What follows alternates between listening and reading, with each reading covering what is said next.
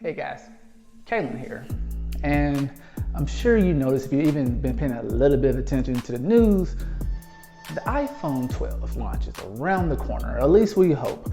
According to different leakers, the event should be sometime in September, and then the phone should come out mid-October, maybe November in the case of the Pros.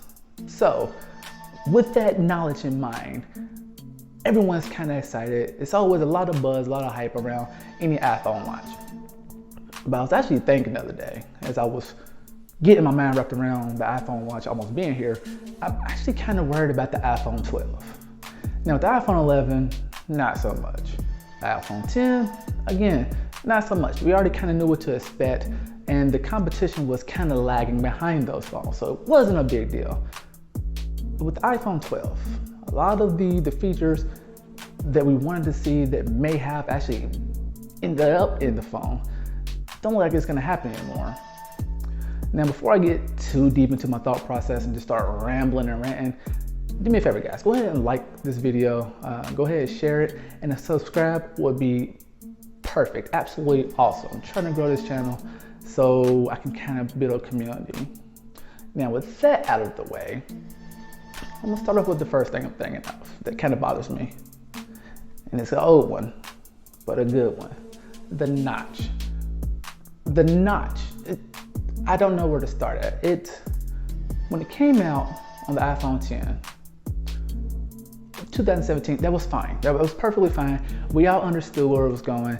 You have the Face ID, the Face Unlock, and you gotta put it somewhere, right? So the notch had to accommodate all of that amazing technology.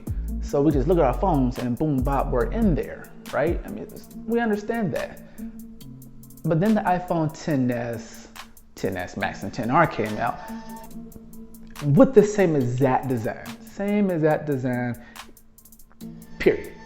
Faster, prettier screen resolution to look better. And it was only a year, so I kind of understand that. But let's jump to 2019.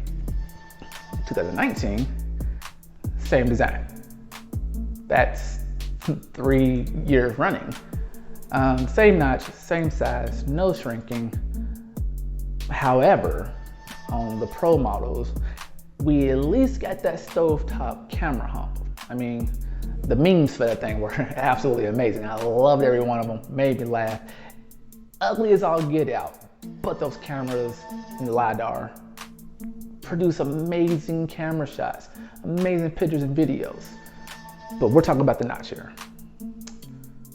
I should be a little bit nicer to the notch. I should be a little bit more lenient when it comes to the notch, but I just can't. I want a phone that looks futuristic, that looks sleek, that looks like it belongs in the year 2020, not like it belongs in 2017. Aesthetically, whenever I look at a new device, anything, I want to say, hey, does it have a wow factor? Does it have a cool factor? And I know I'm not the only one. If you're gonna drop $1,000 on something, you want something that looks good, that looks new, that looks like it's the best thing out. And if it looks like something that was 3 years old, if this was fashion, you get laughed out the room. Now, another reason why I'm so hard on Apple about the notch, within 3 years, Android phone makers had a lot of different styles. In 2017, it was shrinking the bezels on the side. Samsung still had kind of the chin and the forehead, but that was an amazing design. It was beautiful. They called it the Infinity display. And yet it still couldn't really hold a candle to the iPhone 10 with the way the AMOLED curved into the body. Even with the notch, it was still an amazing screen. And then a lot of Android makers started picking up notches, the little U notch, like on the Essential phone, the teardrop notches.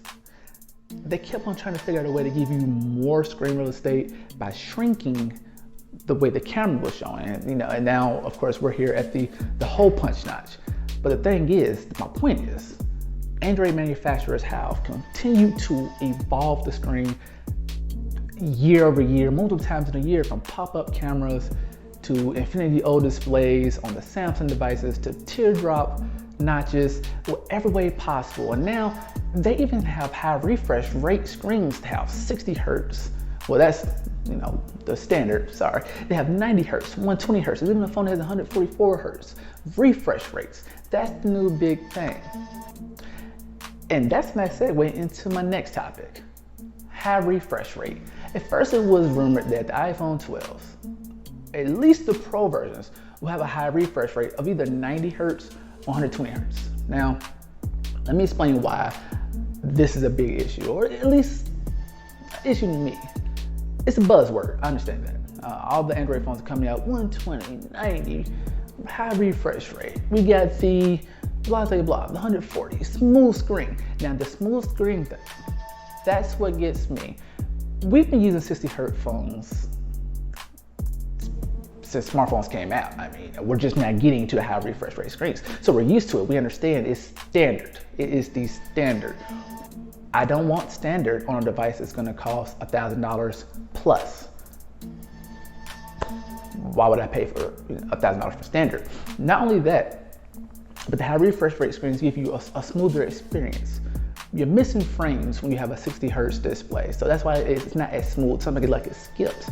But the 90s and the 120s, it's a smoother experience. It's just that little bit of aesthetically pleasing, going the extra step, the extra mile, the extra whatever you want to call it, to give you a better user experience. As an end consumer, we don't need to know the technicalities behind it. We don't need to know how it works. We just need to know that it looks good and it makes us want to throw our money at you.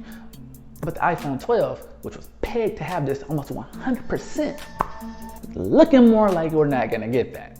A couple leakers, a couple people in the industry have gotten databases to have all the different phones that are listed as having high refresh rates. That's including 90 hertz and 120. Now, the iPhone 12 family has not been on any of those databases.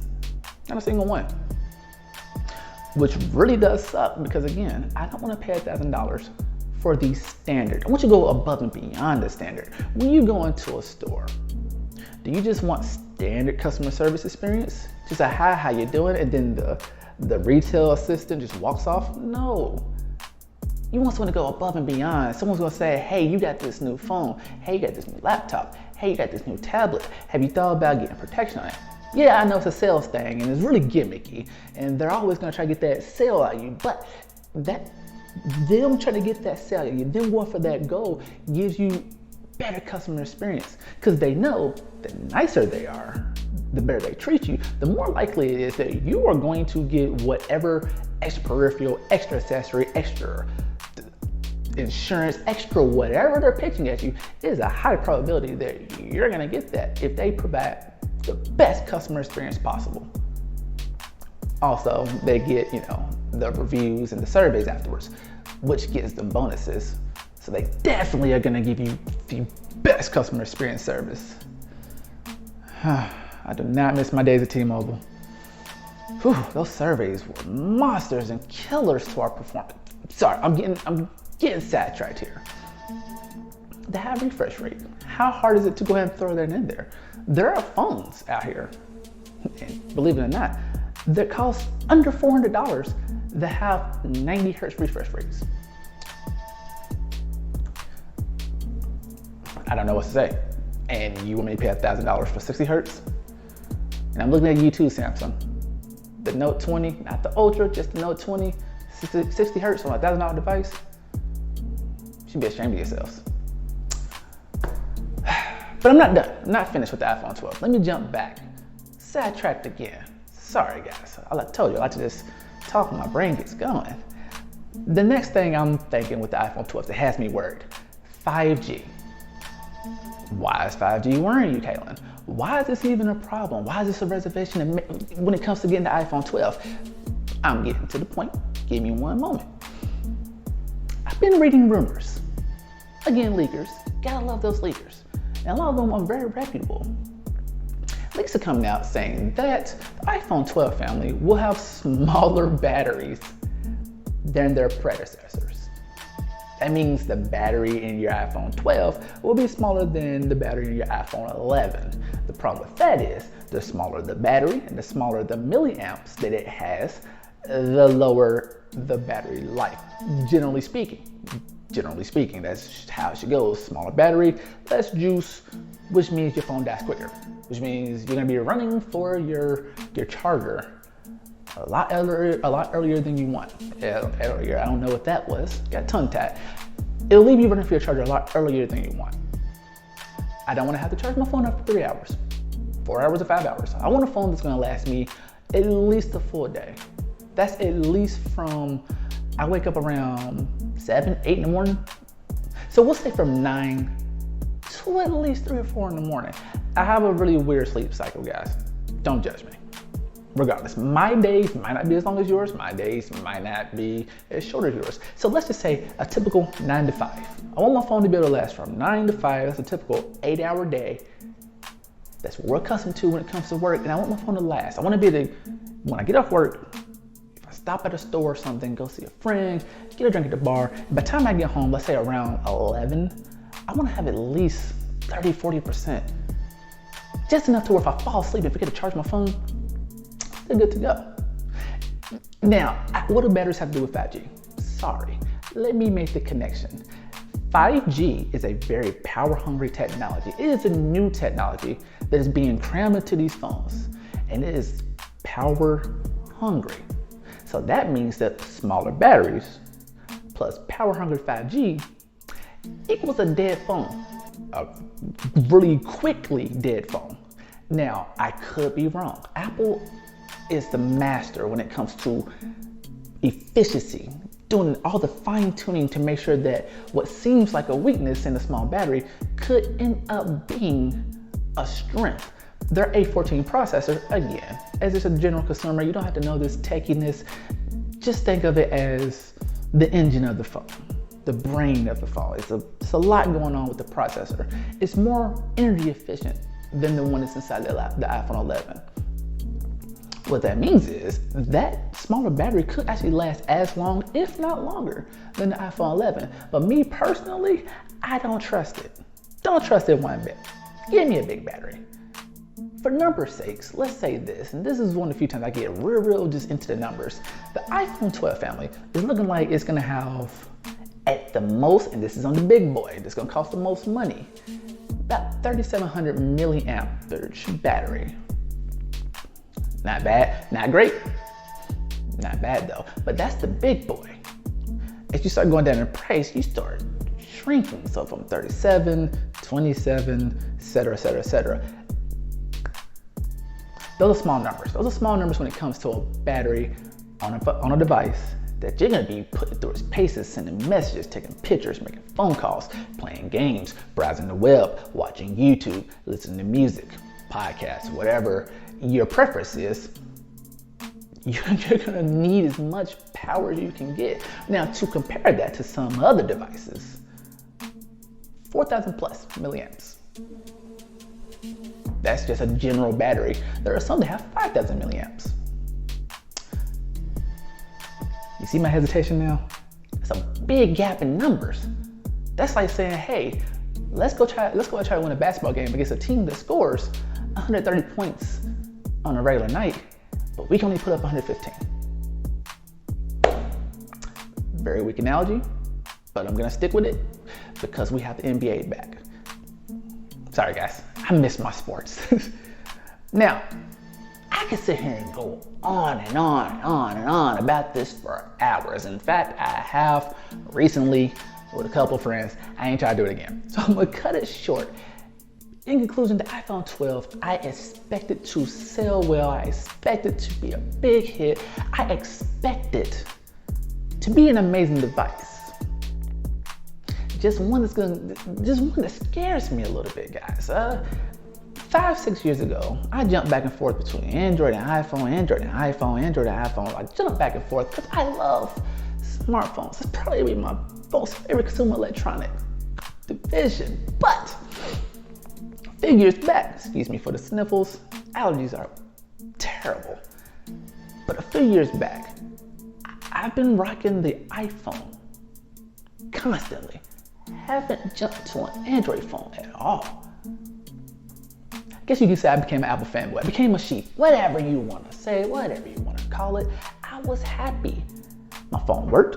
It was fast, secure, I got crazy software updates. I didn't have to worry about the new iOS version coming out because I know I was gonna get it.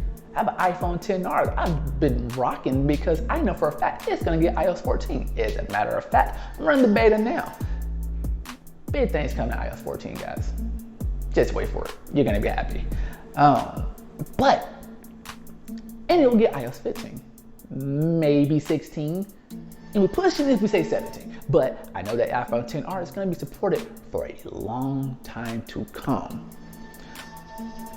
But I kind of understand the fatigue of being a fan of a company, especially one that doesn't want to change anything. Once they find a winning formula, they stick with it. 2017, 2018, 2019, and now 2020 Apple.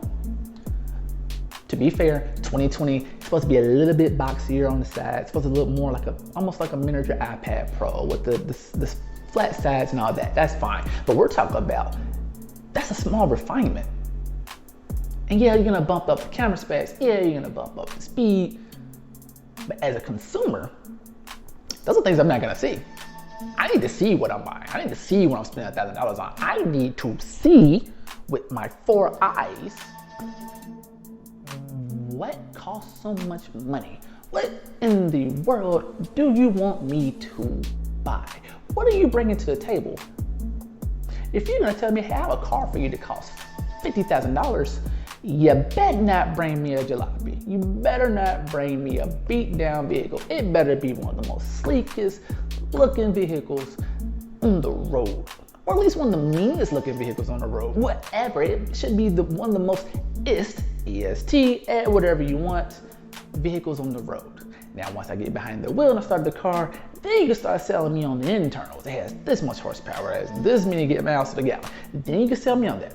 But you gotta get me in the car. And that is what's wrong with the iPhone 12 family. I don't think it's gonna get me in the car at this point, which is really sad because I love Apple. They're great, they're geniuses. But I don't know if that door is gonna open. I don't know if those seats are gonna get my butt in it at this point. I mean, I don't know what else to say. But hey, I'm curious on what you guys think. Again, I can ramble all day, but I still need to know what you guys think. Are you excited for the iPhone 12?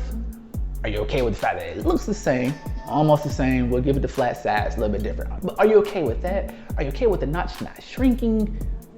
Are you okay with the 60 hertz refresh rate?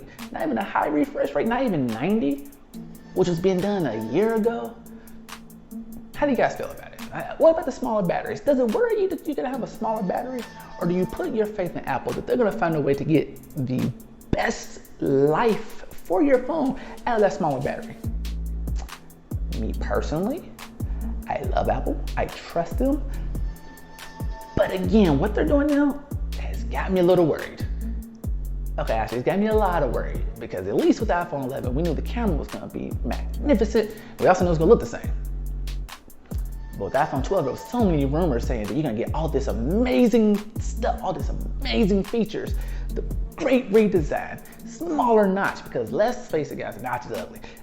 Smaller notch, and now it's just like balloons, hopes and dreams, and just pow, pow, pow, pow, pow, pow, pow. Shot them all down. Now, again, go down in the comments, guys. Let me know what you think. Give me a thumbs up if you like the video.